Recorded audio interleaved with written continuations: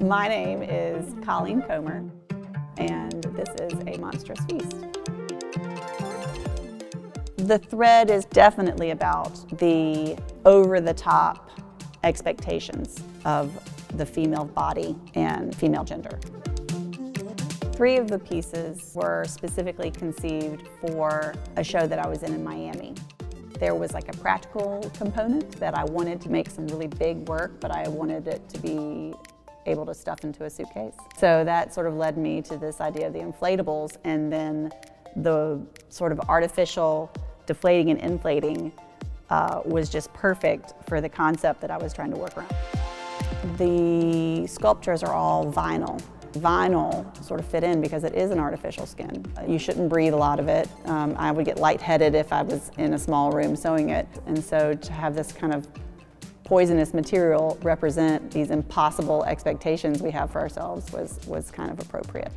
I do love that kind of material play though. I don't think I could ever in my art leave it behind.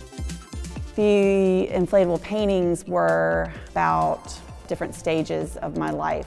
As a young woman who's unaware of the gaze, and then as an older woman who is much more cautious and aware of being vulnerable and being looked at. Some of the other pieces were about sort of motherhood, and so a lot of it is what does this artificial skin look like?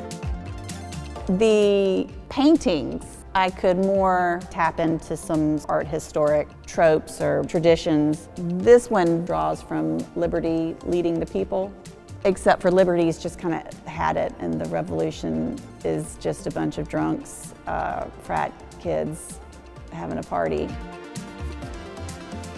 All of the figures I try to intentionally bend and like squish them into the frame. So all their limbs sort of like curve and they're being held in this frame, sort of along the same lines of pushing yourself into a role or an expectation that doesn't fit.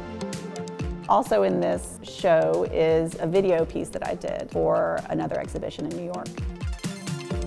There have been all of these retrospective shows for these women who have been making awesome work in the 70s and 60s or 80s, and now suddenly they're getting discovered or rediscovered. And it was just sort of a little bit frustrating. So I said, well, I'm going to make a giant self-portrait of my head, and I'm going to drag it through Chelsea in front of all these galleries, and then they're going to see me, and then I will be discovered. And all of this is tongue-in-cheek. The title of the piece is The Long Way, and so these women have taken the long way to get to their recognition in their career.